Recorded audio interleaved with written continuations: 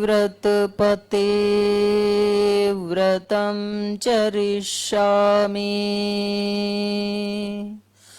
तच्छकेयं तन्मे राध्यताम्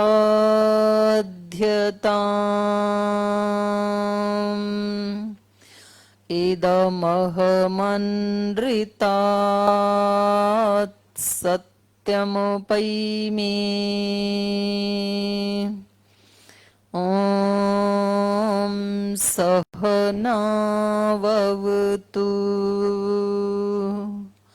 सहनौ भुनक्तु सह वीर्यङ्करवावहै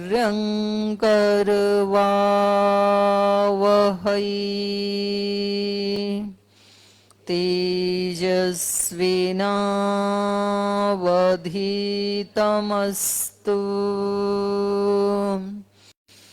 मा विद्विषावहै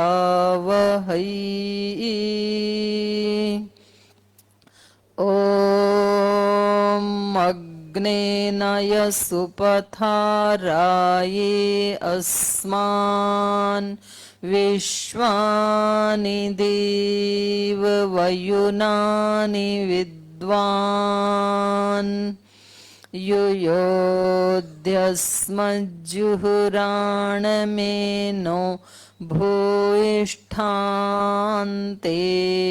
नम उक्तिं विधेमा ॐ असतो मा सद्गमय तमसो मा ज्योतिर्गमय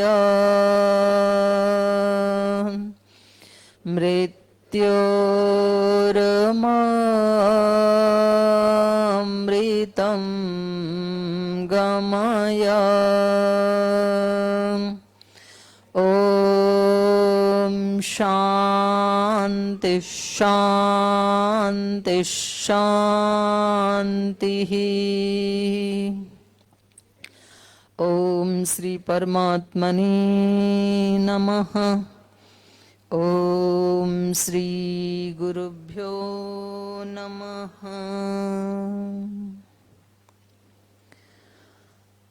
ओम परम श्रद्धेय वंदनीय प्रातः स्मरणीय पूज्य गुरुदेव और श्रद्धेय आचार्य श्री की पावन सूक्ष्म उपस्थिति को प्रणाम करते हुए, नमन वंदन करते हुए आज इस सभागार में उपस्थित हमारे महाराष्ट्र प्रांत, गुजरात, मुंबई, गोवा, पश्चिम बंगाल, कलकत्ता, इन सब प्रांतों से हमारी राज्य प्रभारी बहनें जो पिछले 15 वर्षों से अहर्निश इस गुरु सेवा के कार्य में, योग सेवा के कार्य में संलग्न हैं, सहराज्य प्रभारी बहनें, राज्य कार्यकारिणी की सदस्य बहनें, उन सब के ही अथक पुरुषार्थ का ये फल है कि आज लगभग इन सब प्रांतों से आप 500 बहनें नव प्रशिक्षण लेकर के यहाँ गुरु के धाम में उपस्थित हुई हैं। तो हमारी इन सभी राज्य प्रभारी बहनों का एक बार जोरदार अभिनंदन है। और यहाँ आपको पिछले 3 दिन से जो अहर्निश ऐसे आपकी केयर कर रही हैं माँ की तरह से, हमारी साध्वी बहनें, पूज्य साध्वी देवादिति जी, पूज्य साध्वी देववाणी जी, पूज्य साध्वी देव गरिमा जी, आदरणीय बहन अर्पिता जी, तो रात को भी आपके साथ ही सोते हैं, सुबह आपके साथ ही उठते हैं, आपके साथ ही खाते पीते हैं। मेरी कुछ उधर भी ड्यूटियां लगी हैं तो मैं रात को उधर चली जाती हूँ। तो हमारी इन सभी पूज्य साध्वी बहनों का भी एक बार जोरदार अभिनंदन। और कुछ साध्वी बहनें जो सेवा करती हैं संवाद आदि की, आप लोगों के साथ बातचीत करती हैं, लेकिन क्योंकि उनकी अभी पढ़ाई भी साथ साथ चल रही है तो वो यहाँ आ नहीं पाई हैं। लेकिन एक अच्छी टीम तैयार हो गई है अभी, और भी आगे इसमें हमारी जो विदुषी साध्वी बहनें हैं उस संगठन के कार्य में और भी ज्यादा लगने वाली हैं अभी।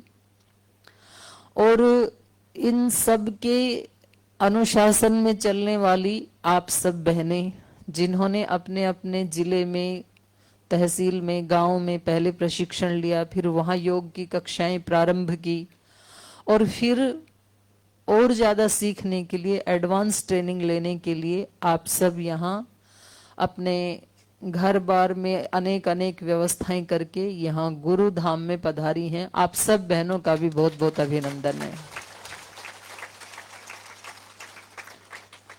सचमुच श्रद्धेय गुरुदेव और पूज्य आचार्य श्री इस युग में भगवान की विभूति बन करके इस धरती पे विचरण कर रहे हैं, और लाखों नहीं करोड़ों लोगों के जीवन का इन दोनों महापुरुषों ने उद्धार किया है।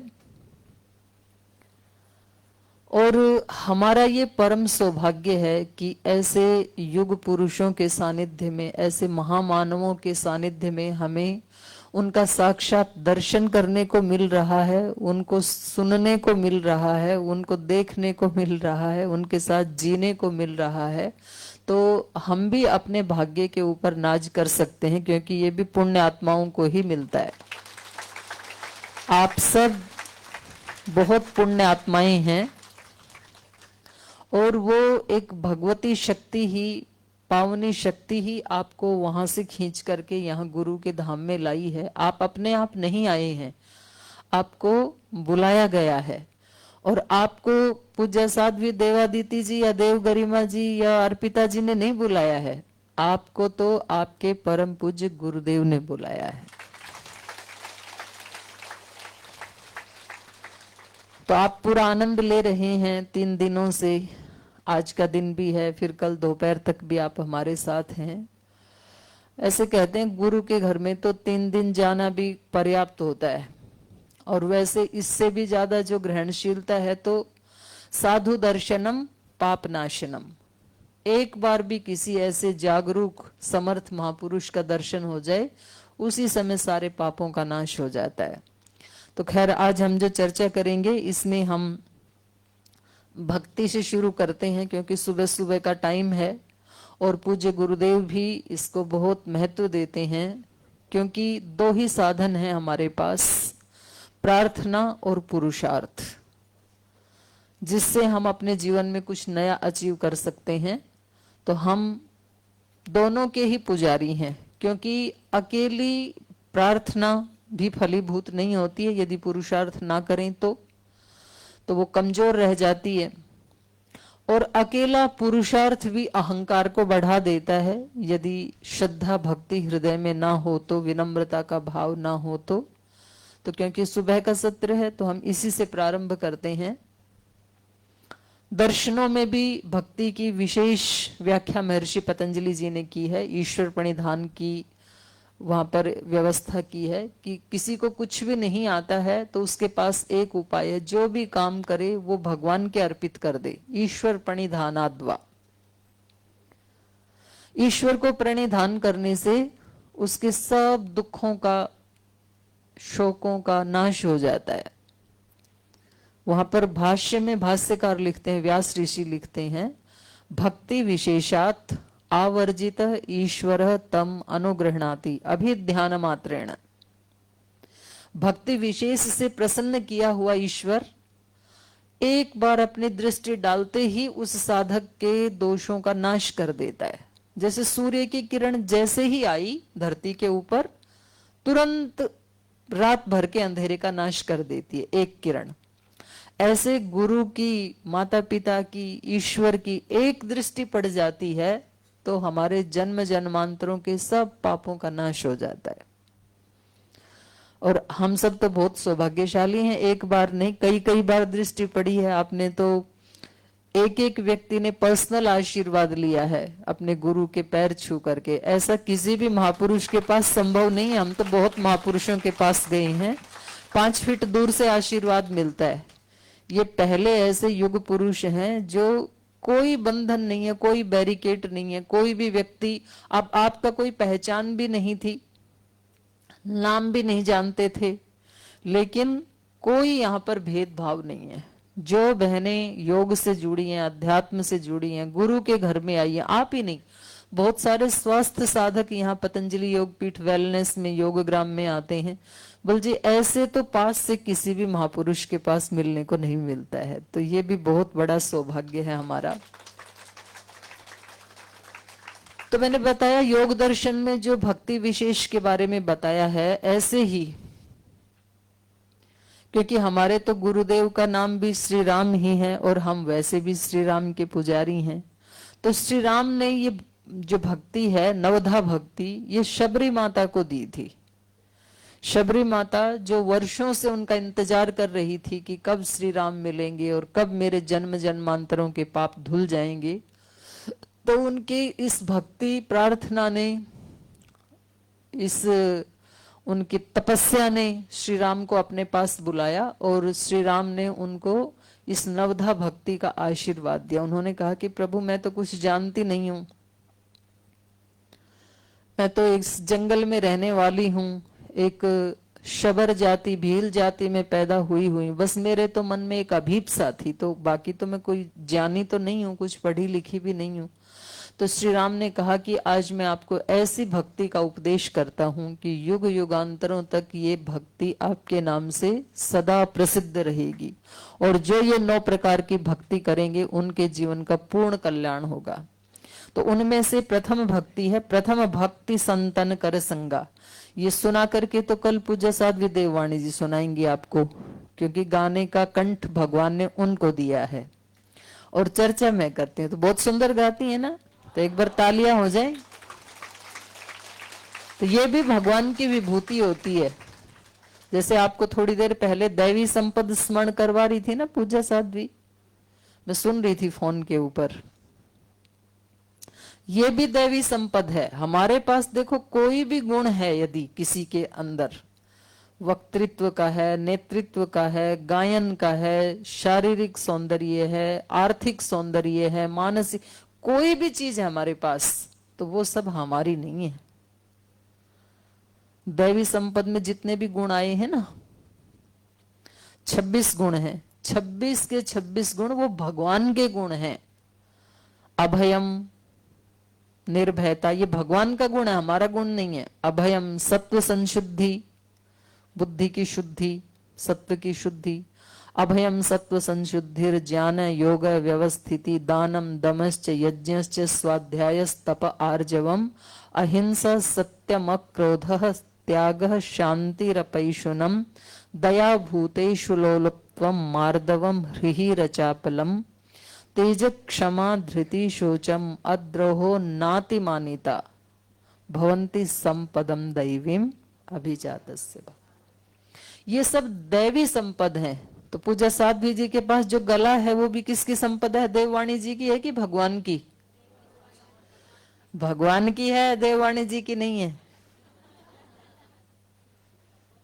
भगवान की दी हुई है, लेकिन उसका पात्र बनना पड़ता है। जो जिसका पात्र उसको भगवान वैसा देता है। तो अपने पास कोई भी चीज हो तो उसका अहंकार नहीं करना। लास्ट में जो एक शब्द आया है ना, नातिमानिता, न अतिमानिता।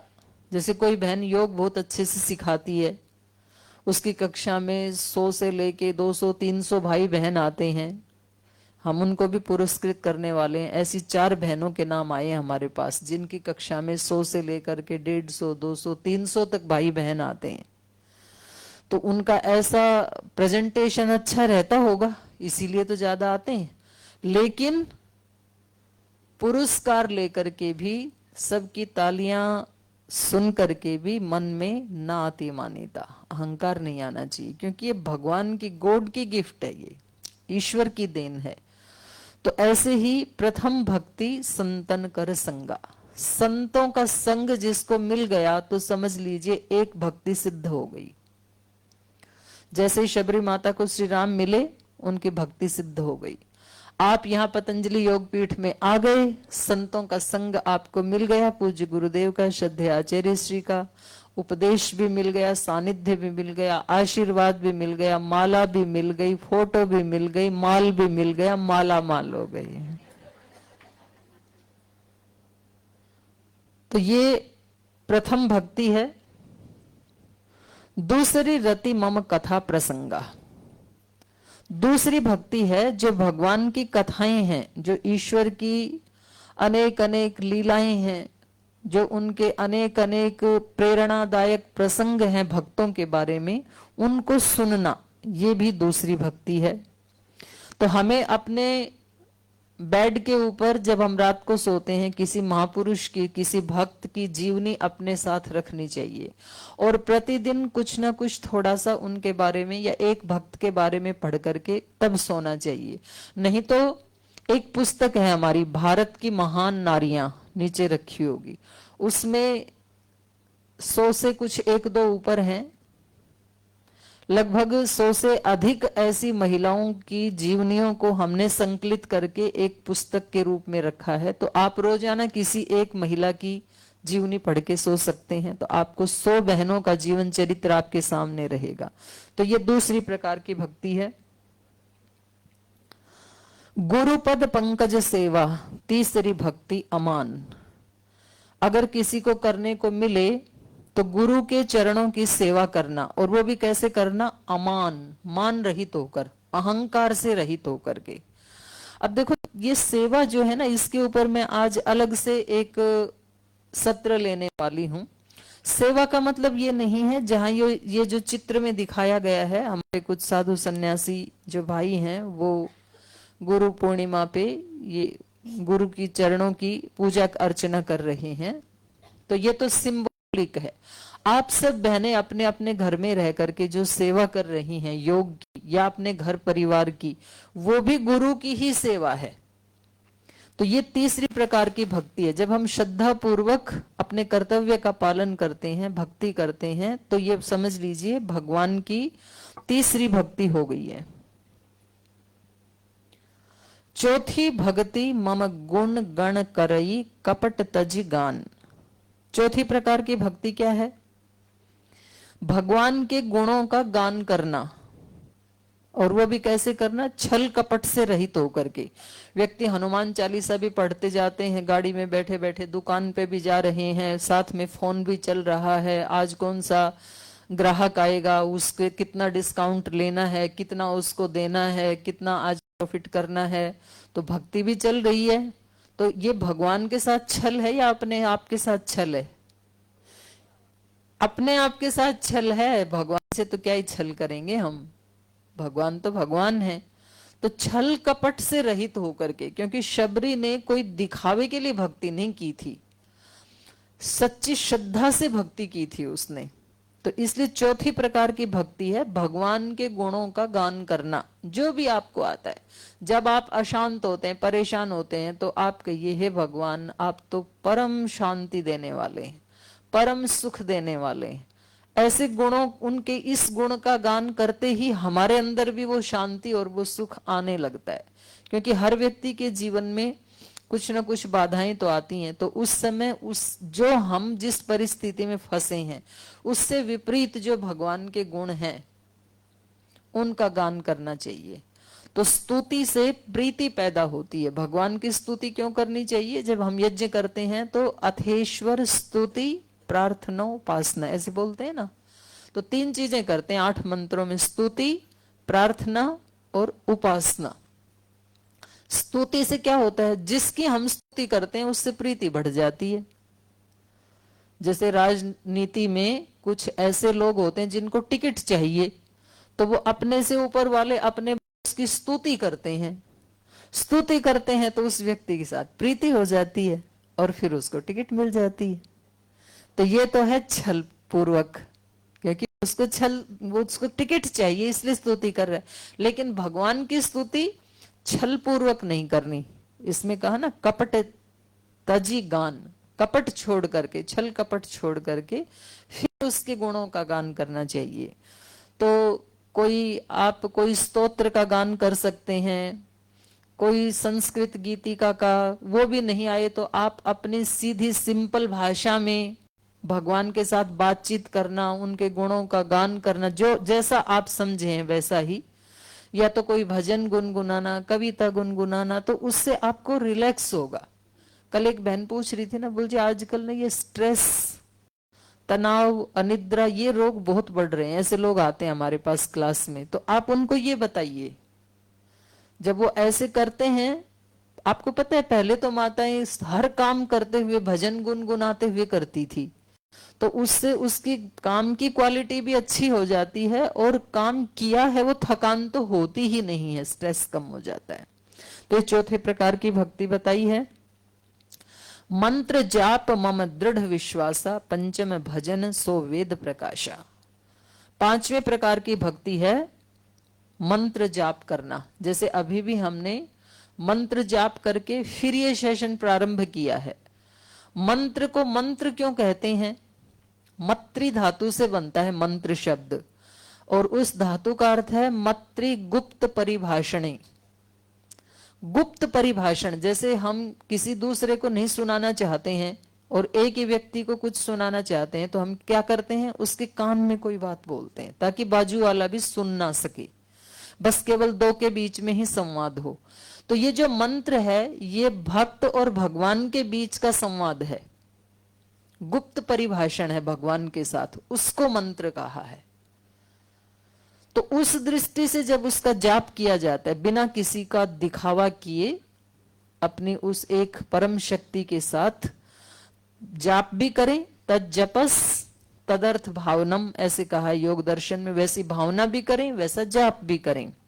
और मम दृढ़ विश्वासा, मम का मतलब है ईश्वर, भगवान कहते हैं, श्री राम कह रहे हैं माता शबरी को कि मेरे अंदर दृढ़ विश्वास भी होना चाहिए, जैसे शबरी को विश्वास था कि राम आएंगे, जरूर आएंगे, ऐसा दृढ़ विश्वास होना चाहिए कि ईश्वर नाम की सत्ता इस संसार में है और वो मुझे मेरे कर्मों के अकॉर्डिंग ही फल दे रही है, और जब मैं इनको अपने बुरे कर्मों को या दोषों को हटाने का प्रयास कर रही हूं तो जरूर वो इसमें मेरी सहायता करेंगे और एक दिन मेरे सब दोषों का नाश हो जाएगा, मैं बिल्कुल निष्पाप पावन पवित्र होकर के भगवान की कृपा की पात्र बन जाऊंगी। ऐसा दृढ़ विश्वास होना चाहिए। तो फिर क्या होगा इस पांचवी भक्ति से? पंचम भजन सो वेद प्रकाशा। वेद का मतलब होता है ज्ञान, ज्ञान का प्रकाश एक दिन मेरे अंदर भी ऐसे ही हो जाएगा जैसे लाखों लाखों ऋषि ऋषिकाओं के हृदय में कभी हुआ था। जैसे शबरी माता के हृदय में ज्ञान का प्रकाश हुआ, वैसे ही हम सब बहनों के हृदय में भी गुरु कृपा से, भगवत कृपा से उस ज्ञान का प्रकाश हो सकता है। ये पांचवी भक्ति है। छठ दम शील विरति बहुकर्मा, निरत निरंतर सज्जन धर्मा। छठी प्रकार की भक्ति है दम शील विरति, दमन पूर्वक, इंद्रियों का दमन, शील मतलब अपनी पवित्रता की रक्षा करते हुए। यहां उत्तर भारत में खास करके मैंने हरियाणा में देखा, जब फसल की कटाई हो जाती है उसके बाद कुछ बालियां खेत में बिखर जाती हैं, जैसे गेहूं आदि की कटाई करते हैं, फिर उन बालियों को इकट्ठा किया जाता है तो उसको बोलते हैं शिला। शिला कर रहे हैं कटाई के बाद, तो उस शिला का मतलब है सील के साथ। एक एक गुण जहां कहीं भी सृष्टि में बिखरे हुए हैं उनको चुगना, उनको इकट्ठा करना और उनको अपने जीवन में धारण करने का प्रयास करना, यह है शील। इंद्रियों का स्वभाव है बाहर की तरफ जाना, विषयों की तरफ जाना। इंद्रियों का स्वभाव है जब समृद्धि ग्राम में आ गए तो दिव्य पेय नहीं चाहिए, चाय चाहिए। इंद्रियों का स्वभाव है कुछ फल भी हो जाए, कुछ मिठाई भी हो जाए, सब्जी भी थोड़ी सी चटपटी हो जाए, ये स्वभाव है इंद्रियों का। तो क्या करना है इंद्रियों का? दमन। क्योंकि मुश्किल से 3 दिन का अवसर मिला है तपस्या करने का, कभी गुरुकुल में गए नहीं बचपन में, कभी ऐसे घर से अलग होकर के ऐसा सीधा साधा खान पान रहन ऐसा तो हुआ नहीं, मुश्किल से जीवन में एक बार अवसर आया तपस्या करने का। तो ये अवसर हम अपने हाथों से नहीं जाने देंगे, 100% तप करेंगे। यह है इंद्रियों का दमन। ताली भी एक दो ने बजाई, वो भी विचार कर करके, बजाऊं कि ना बजाऊं, अच्छा तो नहीं लग रहा है खाना, तो चलो बजा देते हैं। अच्छा, कुछ लोग इसमें तर्क करते हैं, बोल जी शरीर को तो अच्छा खिलाना पिलाना चाहिए, गीता में कहा है शरीर को नहीं सताना चाहिए, शरीर को नहीं तपाना चाहिए। मन को तपाएंगे ना, शरीर को क्यों तपाना है?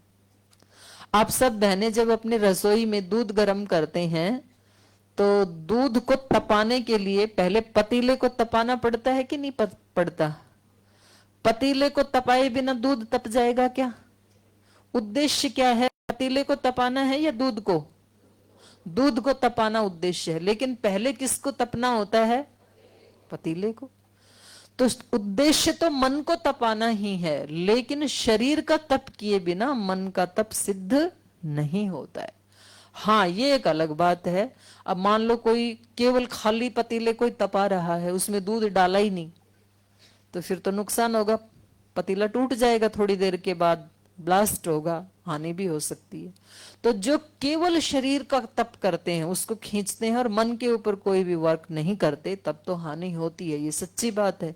लेकिन मन का तप करने के लिए भी शरीर का तप करना होता है। तो इसी को दूसरे शब्दों में कहा है दम। छठ माने छठा, छठी भक्ति है दम, शल, शील, विरति। विरति का मतलब है अनासक्ति, विगत रति। संसार में आसक्ति जो रखेगा उसका परिणाम रोना मिलेगा। आसक्ति से कभी सुख हो नहीं सकता है, क्योंकि संसार हमारा नहीं है, क्योंकि ये संबंध हमारे नहीं है, क्योंकि ये शरीर हमारा नहीं है। कुछ समय के लिए किसी ने हमें दे दिया है, कुछ समय के बाद ये छीन लिया जाएगा। इसलिए हमारे साधु महात्मा गुरुजन हमें बताते हैं भाई सेवा तो सारी करो, लेकिन विरति के भाव में रहो। तो ये भी एक भक्ति है। छठ दम शील विरति बहुकर्मा, लेकिन काम खूब करना है। शील से युक्त होकर के, इंद्रियों के दमन से युक्त होकर के, वैराग्य से युक्त होकर के खूब कर्म करना है। और ये केवल यहां चौपाई में कहा है ऐसा नहीं, इसका लाइव एग्जाम्पल है परम पूज्य गुरुदेव और श्रद्धे आचार्य श्री। ऐसे ही कर्म करते हैं विरक्त होकर के, इंद्रियों का दमन करके। कल भी श्रद्धे आचार्य श्री बता रहे थे कि कभी कभी तो ऐसे होता है कि पूज्य गुरुदेव आते ही 4 बजे, कभी कभी क्या महीने में 3-4 बार तो जरूर ऐसा हो जाता है, कहीं बाहर जाते हैं तो पहुंचे ही 4 बजे, और फिर नहा धो करके और फिर 5 बजे फिर मंच पे आ जाते हैं। तो ये क्या है? इंद्रियों का दमन। सुलाते नहीं है शरीर को। नित्य निरंतर सज्जन धर्मा, निरत निरंतर सज्जन धर्मा, हमेशा निरंतर सज्जनों के जो धर्म हैं उसमें निरत रहते हैं, उसमें लगे रहते हैं, वो कार्य करते रहते हैं। तो हम भी ऐसे ही करते हैं, आप भी ऐसे ही करते हैं। आप अपने घर के कार्यों को निपटाते हैं, फिर योग सेवा के लिए चले जाते हैं, फिर कुछ अच्छी पुस्तकें पढ़ते हैं। तो यही तो सज्जनों के धर्म है। किसी की बुराई ना करना, किसी से ईर्ष्या द्वेष ना करना, जिसने हमारे साथ किया उसको भी क्षमा कर देना, ये सज्जनों के धर्म है। तो ये भी एक भक्ति है। क्योंकि हम भक्ति का मतलब इतना ही समझते हैं, दिया जलाया, आरती उतारी, नैवेद्य चढ़ाया, मंदिर में जल चढ़ाया, वो भी एक अंश है भक्ति का। या यज्ञ किया हमने, या हम ऐसे ध्यान में बैठ गए, वो भी भक्ति है। लेकिन अपने कर्मों का, अनेक अनेक प्रकार के सेवा कार्यों का अनुष्ठान करना, ये भी छठे प्रकार की भक्ति है, ऐसे श्री राम ने बताया। 7वां सम मोहि मय जग देखा, मोते संत अधिक करी लेखा। 7वें प्रकार की भक्ति है सम रहना, समता में रहना। समत्वम योग उच्यते, ये योग है। और मोहि मय जग देखा, सब जगत में भगवान की ही सत्ता को देखना, यही हमें हमारे पूज्य गुरुदेव भी हर बार बताते हैं। पूज्य गुरुदेव कहते हैं कि मेरे को इन बहनों में या इन भाइयों में भाई बहन का शरीर नहीं दिखाई देता है, मुझे तो एक भागवत शक्ति दिखाई देती है सब जगह। और इसीलिए वो इतने प्रसन्न रहते हैं। तो ये भी एक भक्ति बताई 7वें प्रकार की, समता में रहना और भगवतमय संसार को देखना। और जो संत जन है इस संसार में, मोते संत अधिक करी लेखा, मोते मतलब मुझसे भी अधिक संतों को लेखा, जो देखता है भगवान से भी बढ़ करके, जो संतों को देखता है, क्योंकि संत ही भगवान से मिलाने वाले हैं। गुरु गोविंद दो खड़े काके लागू पाए, बलिहारी गुरु आपने जिन गोविंद दियो बताए। क्योंकि भगवान को तो हम आंखों से नहीं देख सकते हैं, लेकिन आंखों से यदि किसी भगवान को देखना है तो माता पिता और गुरु, ये तीन इस धरती के ऊपर साक्षात भगवान के ही मूर्त रूप है। तो इसलिए यहां पर श्री राम बता रहे हैं माता शबरी को कि इस संसार में समता से सबको देखना, समता का अंजन आंज ले, बस हो गया भजन, आदत बुरी सुधार ले, बस हो गया भजन। समता में रहना, जो कल पूज्य आचार्य श्री भी हमें कह रहे थे कि जो हमारी मनस्थिति के अनुसार परिस्थिति हो जाती है। जैसी हमारी मन की स्थिति है तो कोई परिस्थिति हमें या तो अधिक लग जाती है या तो हमें बिल्कुल नहीं लगती है, तो वो हमारी स्थिति के अकॉर्डिंग होता है। तो 7वें प्रकार की भक्ति है समता का अभ्यास करना और संतों को भगवान से भी बढ़ करके गौरव देना। 8वें जथा लाभ संतोषा, सपने हो नहीं देखई परदोषा। 8वें प्रकार की भक्ति है जथा लाभ संतोषा, जितना भी लाभ हुआ है जीवन में उसमें संतोष करना। नहीं तो मन हमेशा भटकता ही रहता है। कभी कभी तो जब यहाँ आप खाना खाते होंगे ना, तो एक दो बहन की दृष्टि तो दूसरे की थाली में होती होगी, उसने कितनी सब्जी डाली, उसने कितनी रोटियां ली, इसकी मेरी रोटी थोड़ी जली हुई है, इसकी ज्यादा फूली हुई है। हमें जो मिला है वो हमारे भाग्य के अकॉर्डिंग कुछ ज्यादा ही मिला है, हमारी औकात से भगवान ने कुछ ज्यादा ही दिया है। ऐसे सोच करके संतुष्ट सततम योगी, योगी सतत संतुष्ट रहता है, संतोष में रहता है। हमें जो मिला है बिल्कुल ठीक दिया है, भगवान ने ज्यादा ही दिया है हमारी योग्यता से। मंच के ऊपर कल श्रद्धेय आचार्य श्री ने फोटो के लिए अनुमति दी, तो जो हमारी बहनों ने रूप दिखाया अष्टभुजी दुर्गा का, संतोष पूर्वक हमें मिल गया 7 फोटो की। यहां बैठे या यहां बैठे क्या फर्क पड़ता है, और हम ऐसे कर्म करें कि हम उनके हृदय में बैठें, ये है भक्ति। तो यथा जथा लाभ संतोषा, जितना भी हमें मिला है, जितना भी लाभ हुआ उसमें संतोष करना, ये भी भक्ति है। सपने हो नहीं देखई पर दोषा, देखो कितनी व्यवहारिक बात कही है श्री राम ने। दूसरे के दोषों को जागते हुए तो नहीं देखना, सपने में भी नहीं देखना, बहुत बड़ी भक्ति है ये। नहीं तो व्यक्ति हर जगह कोई ना कोई दोष निकाल ही लेता है, ऐसा मनुष्य का स्वभाव है। वो गंदगी बाहर नहीं होती, वो हमारे अंदर होती है। उसने ऐसे कपड़े पहन रखे थे, उसने ऐसी बातें की, उसने ऐसे व्यवहार किया। कुछ तो फोटो खींच करके दूसरे के पास भेज देते हैं, देखो आज इन्होंने ऐसे कपड़े पहने हैं, आज इन्होंने ये बात बोली है। ये छिद्रान्वेषण करना, इससे बहुत ज्यादा दुख मिलेगा, अनंत दुख। वितर्क बाधने प्रतिपक्ष भावना में एक सूत्र है योग दर्शन का, उसके भाष्य में व्यास ऋषि ने लिखा है कि हम गलतियां करते समय ध्यान नहीं देते हैं कि हमसे कोई दोष हो रहा है, लेकिन जब उसका फल मिलता है तब हम बहुत तड़फते हैं, फिर हम कोने में जाकर के रोते हैं कि मेरे साथ ये क्या हो रहा है। तो अभ्यास इस भक्ति का करना है, सपने हो नहीं देखई पर दोषा।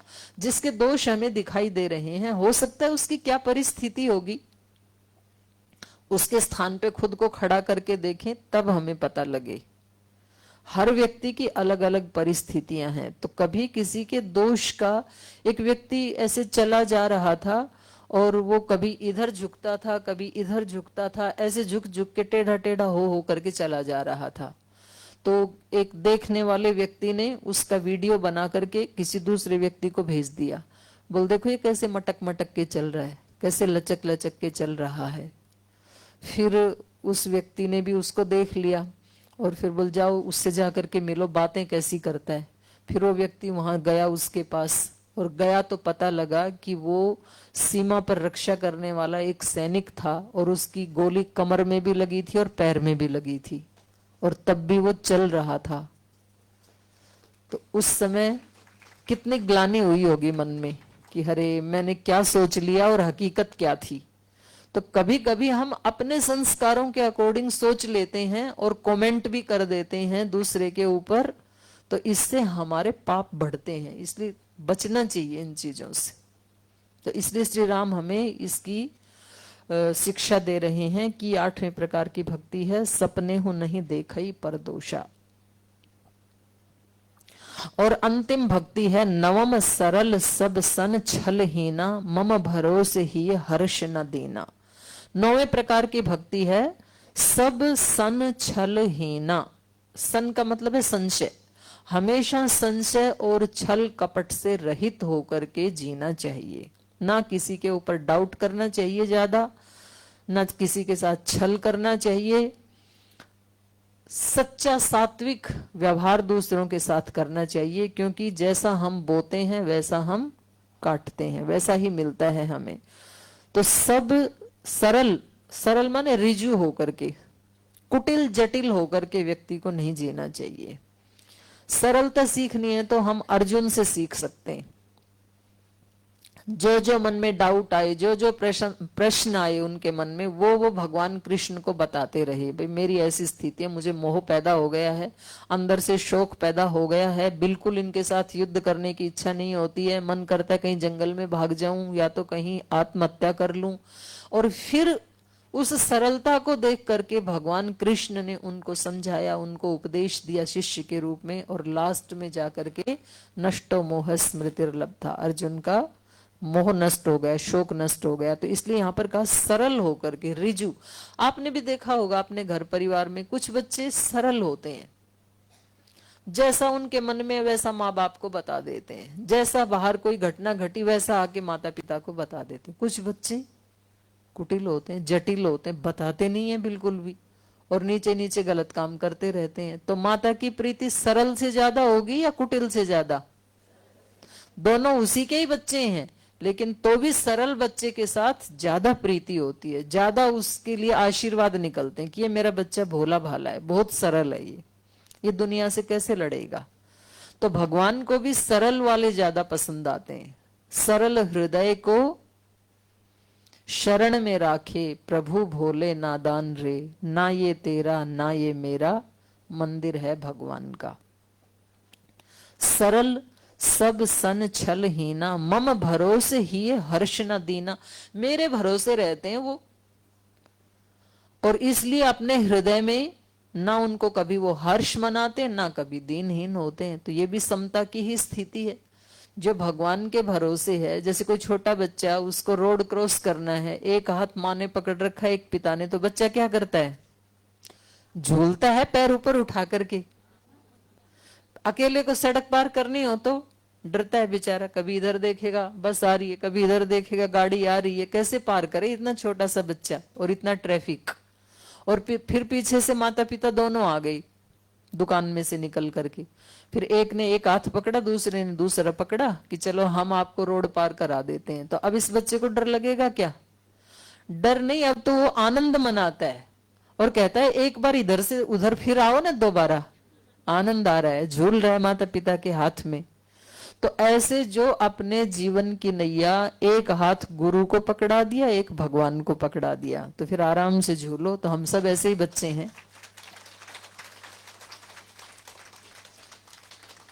मम भरोसे, मेरे भरोसे रहते हैं, हिय हृदय में, हर्ष न दीना, ना तो कभी इतराते हैं ऐश्वर्य को प्राप्त करके, और ना कभी दुखों को देखकर घबराते हैं। ना इतराते हैं ना घबराते हैं, सरल रहते हैं, भगवान की शरणागति में रहते हैं। तो ये 9 प्रकार की भक्ति बताई है उसमें रामचरितमानस में। श्री राम ने ये भक्ति माता शबरी को प्रदान की, और ऐसे ही भक्ति भागवत पुराण में भी है। ये 9 प्रकार की: श्रवणम कीर्तनम विष्णु स्मरणम पाद सेवनम अर्चनम वंदनम दास्यम साख्यम आत्मनिवेदनम। श्रवण कैसे करना चाहिए तो परीक्षित से सीखो।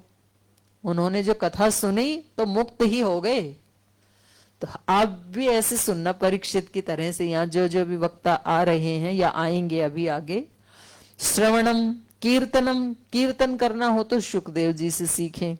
हर समय उसी स्थिति में तल्लीन, गर्भावस्था से ही, बाहर आने के बाद नहीं, गर्भ में ही। स्मरणम, स्मरण करना प्रहलाद से सीखें। हर समय असुर के घर में पैदा होकर के भी, राक्षस के घर में पैदा होकर के भी हमेशा भगवत स्मरण में लगे रहते थे। पाद सेवनम, माता लक्ष्मी से सीखें। हमेशा भगवान विष्णु के चरणों में रहती हैं, उनके चरण दबाती रहती हैं। अर्चनम, अर्चना करना, ये पृथु राजा से। ये इनके पिता बहुत क्रूर व्यक्ति थे, असुर थे, और बच्चा ऐसा हो गया कि इन्होंने सारी धरती को खुशियों से भर दिया। तो पहले इसका नाम वसुंधरा था, तो कहते हैं पृथु ने इस धरती का इतना उद्धार किया कि पृथु के नाम से इसका नाम पृथ्वी कहा जाने लगा। वंदनम, वंदना करना अक्रूर जी से सीखें। हमेशा भगवान के वंदन में लगे रहते थे अक्रूर जी। दास्यम, दास बन के रहना, ये हनुमान जी से सीखें। अष्ट सिद्धि नव निधि के दाता, अस्वर दीन जानकी माता। अष्ट सिद्धियां हैं, 9 निधियां हैं उनके पास, लेकिन विद्यावान गुणी अति चातुर राम काज करीबे को।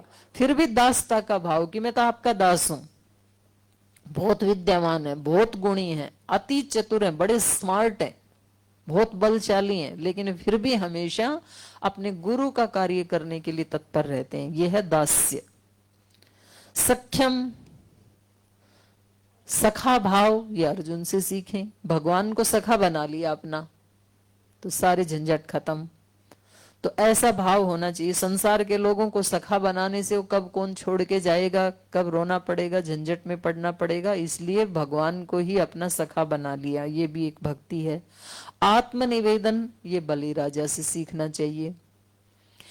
2 पैर तो भगवान ने एक जमीन में रखा, एक आकाश में रखा। बोले तीसरा कहाँ रखूं?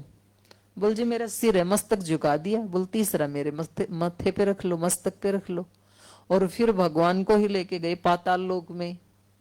अब वहां से वापस कैसे आई भगवान जी? भक्त के वश में हो गए। तो फिर वो लक्ष्मी माता ने बीच में आकर के और बड़ी मुश्किल से वहां से उनको मुक्त किया। तो ये भागवत पुराण में 9 प्रकार की भक्ति बताई है।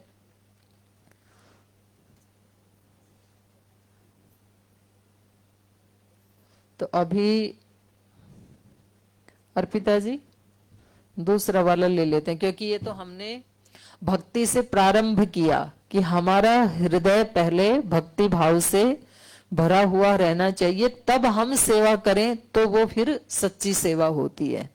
तो अब आगे आते हैं सेवा और गुरु की महिमा।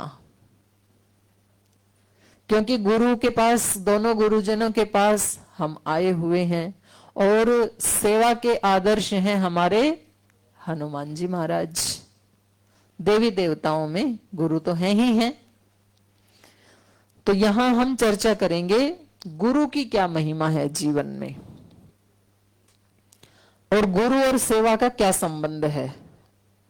गुरु का अर्थ होता है गिरति अज्ञानम गृणाति उपदिशति धर्मम इति गुरु, जो हमारे अज्ञान का नाश करता है। माने जिस व्यक्ति के पास आकर के हमारे मन के दोष मिट जाते हैं, शोक मिट जाते हैं, हम प्रसन्न रहने लगते हैं, लगता है कि जीवन को कोई दिशा मिल गई है, तो समझ लेना वो हमारे गुरु हैं। गिरति अज्ञानम गृणाति उपदिशति, अच्छे अच्छे उपदेश देते हैं जिससे हमारे जीवन का कल्याण हो। ऐसे वचन हमें सुनाते हैं। ऐसे नहीं कि हमें हाँ मिला दें, आप बहुत अच्छा कर रहे हो, झगड़ा कर रहे हो तो भी बहुत अच्छा है, द्वेष कर रहे हो तो भी बहुत अच्छा है, ईर्ष्या कर रहे हो तो बिल्कुल उनके साथ ऐसे ही आपको करना चाहिए। ऐसे नहीं करते। वो हमें इन दोषों से हटा करके श्रेष्ठ योग मार्ग की तरफ चलने की प्रेरणा देते हैं, इसलिए उनको गुरु कहते हैं।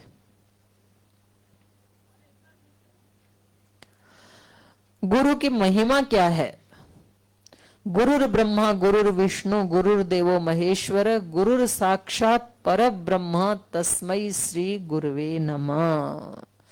गुरु साक्षात ब्रह्म होता है, जो मैंने अभी थोड़ी देर पहले आपको बताया था कि इस धरती के ऊपर ब्रह्मा विष्णु महेश का यदि दर्शन करना हो तो 3 रूप मैंने बताए, माता पिता और गुरु। इनको कभी मनुष्य नहीं समझना चाहिए। भगवान की अनंत अनंत कृपा करके, कृपा होने से हमें इन 3 का सानिध्य मिलता है। दिखते हैं वो मनुष्य जैसे, लेकिन मनुष्य होते नहीं है। तो गुरु ब्रह्मा, ब्रह्मा का मतलब है सृष्टि करने वाला, तो हमारी सृष्टि मां से हुई, तो ब्रह्मा हमारे लिए मां है। गुरु विष्णु, विष्णु का मतलब होता है पालन पोषण करना, जो सृष्टि का पालन पोषण करती है उस शक्ति का नाम है विष्णु। तो पिता हमारा पालन पोषण करते हैं। गुरुर देवो महेश्वर, महेश्वर कहते हैं शिव को। तो शिव सृष्टि के सृजन में भी सहायता करते हैं और लास्ट में प्रलय करने में भी। तो गुरु जो है वो हमारे दोनों कार्य करते हैं। नई सृष्टि का योग में, शरीर का योग में, विचार का योग में, अध्यात्म का तो सृजन करते हैं, और जो पीछे के दोष थे, अज्ञान था, अंधकार था, उसको हटाते हैं। तो दोनों काम करते हैं गुरु। पीछे वाले को नष्ट करते हैं, नया अस्तित्व का सृजन करते हैं। तो गुरुर देवो महेश्वर गुरुर साक्षात पर ब्रह्म। ब्रह्मा विष्णु महेश 3 शक्तियां सृष्टि को चला रही हैं, और इन तीनों से भी ऊपर जो ईश्वर का रूप है वो है पर ब्रह्म। तो यहां गुरु को कहा गुरु साक्षात पर ब्रह्म। उस पर ब्रह्म को तो हम जानते नहीं है, पर गुरु हमारे लिए उस पर ब्रह्म का ही कार्य करते हैं। ऐसे उस गुरुदेव के चरणों में हमारा प्रणाम है। अज्ञान तिमिर अंधकार अंधकारस्य ज्ञानांजन शलाकया चक्षुर उन्मिलितम येन तस्मै श्री गुरुवे नमः। अज्ञान का, तिमिर का, अंधकार का जो नाश करते हैं ज्ञान की शलाका लेकर के, जिन्होंने हमारी बंद आंखों को खोल दिया। जैसे कल भी श्रद्धेय आचार्य जी हमें बता रहे थे कि हम कभी कल्पना करें कि यदि हमें पूज्य गुरुदेव या श्रद्धेय आचार्य जी का मार्गदर्शन नहीं मिलता तो आज हमारी क्या हालत होती। हम तो अंधकार में ऐसे आंख मूंद करके पता नहीं कहां से कहां पहुंच जाते, कहीं रोगों में, कहीं शोकों में, कहीं दूसरी दुनिया में। तो उन गुरुओं ने हमारी आंख खोल करके ज्ञान की शलाका से हमें एक दिशा दी है। तो ऐसे गुरुजनों को हमारा प्रणाम है। और जो विजय रथ है उसकी भी हम चर्चा करेंगे शाम वाले सेशन में आपके साथ। तो वहां पर भी एक पंक्ति आती है, श्री राम जब संवाद कर रहे हैं विभीषण के साथ, तो विभीषण को बड़ी चिंता होती है कि आपके पास ना कोई रथ है ना कोई साधन है, आप कैसे रावण को जीतेंगे। तो वहां एक पंक्ति ये गुरु के बारे में श्री राम ने कहा है, कवच अभेद विप्र गुरु पूजा एही सम विजय उपाय न दूजा। आप घबराओ मत मेरे पास, मैं क्योंकि विप्र जनों की, विद्वान जनों की पूजा करता हूं और अपने गुरु की पूजा करता हूं। तो मेरे पास तो अभेद कवच है। ये गुरुजनों की सेवा का एक अभेद कवच मैंने पहन रखा है, जिसको कोई बींध नहीं सकता है, कोई बाण उसमें जा नहीं सकता है। इसलिए इस कृपा के अलावा, गुरु की कृपा के अलावा संसार में विजय प्राप्त करने का और कोई उपाय नहीं हो सकता है। और वो कवच आप सबने भी पहन रखा है। गुरु की पूजा ही करते हैं आप भी सब, तो इसलिए आपका भी कोई बाल बांका कर नहीं सकता है कभी। गुरु के पास कैसे जाएं? आप सब भी आए हैं ना यहाँ पर, तो शास्त्रों में बताया गुरु के पास समित पाणी होके जाना चाहिए। समित पाणी का मतलब है, पाणी मतलब हाथ, समित मतलब समिधा, हाथ में समिधा लेके जाना चाहिए। समिधा, 3 समिधा लेके जाने का विधान है। 3 समिधा हमारे 3 प्रकार के अज्ञान का प्रतीक है, शारीरिक स्तर पर, मानसिक स्तर पर, आत्मिक स्तर पर। शरीर का हमें ज्ञान नहीं है तो वो गुरु बताएंगे। मन को कैसे चलाना है उसका भी हमें ज्ञान नहीं है। मन तो मिला है हम सबको, पर उसको ऑपरेट कैसे करना है ये गुरु हमें बताते हैं। हमें नहीं आता उसको करना, हम तो उल्टा सीधा करते हैं, फिर दुखी हो जाते हैं। और आत्मा जो हमारा स्वरूप है उसके ऊपर भी कोई मलिनता ना आने पाए। तो ये 3 समिधाओं का प्रतीक है। शिष्य जाता है 3 समिधाएं लेके, बोल जी मैं ये सूखी लकड़ी की जैसे हूं और गुरु अग्नि की तरह से है, तो मैं अपने आप को इन समिधाओं को समर्पित करता हूं अग्नि में। तो जब समिधाएं अग्नि में जाती हैं तो समिधाएं कैसे हो जाती हैं? अग्नि रूप, अग्नि जैसी ही हो जाती हैं। तो गुरु के सानिध्य में जाते हैं तो शिष्य कैसे हो जाते हैं? गुरु के रूप जैसे। जैसे गुरु है वो अपने जैसे ही बना देते हैं। तो यहां पर एक मंत्र आता है, आचार्य उपनय मानो ब्रह्मचारिणम कृणुते गर्भमंत तम रात्रि तिस्र उदरे बिभर्ति तम जातम द्रष्टुम अभिसंयंति देवा। आचार्य उपनयमान है, अपने समीप आए हुए ब्रह्मचारी को कृणुते गर्भमंत 3 दिन अपने 3 रात्रि अपने गर्भ में रखता है। आप तो 5 रात्रि रह गई, तो आपका तो ज्यादा ही कल्याण होने वाला है। गुरु 3 रात रखता है अपने पास, और जब गुरु के गर्भ से उसका जन्म होता है, ब्रह्मचारी का, सन्यासी का, योगी का, तम जातम द्रष्टुम, उसको देखने के लिए अभिसंयंति देवा, देवता भी उतर के आते हैं आसमान से कि गुरु के गर्भ से किसी का जन्म हुआ है, तो कितनी सुंदर ये कृति होगी, चलो उसको देख के आते हैं, उसको प्रणाम करके आते हैं। तो जब आप यहां से पतंजलि योगपीठ से जाएं तो आपका आचरण, आपका व्यवहार, आपकी वाणी, आपकी चेतना, चित्त गुरु जैसा होना चाहिए। इतना निर्मल, पवित्र, ऊंची चेतना से युक्त होना चाहिए कि आपके घर परिवार वाले और अड़ोसी पड़ोसी भी आपको देखने आए कि ये तो हरिद्वार क्या गई, इसका तो जीवन ही बदल गया। देवता भी उसको देखने के लिए आते हैं, इतनी महिमा है। तो लेकिन बस 3 रात गुरु के गर्भ में, जैसे कुछ बच्चे होते हैं ना, गर्भ में भी उठापटक रखते हैं, लात मारते रहते हैं माँ के पेट में, और कभी कभी इतने ज्यादा उद्दंडता करते हैं कि गर्भ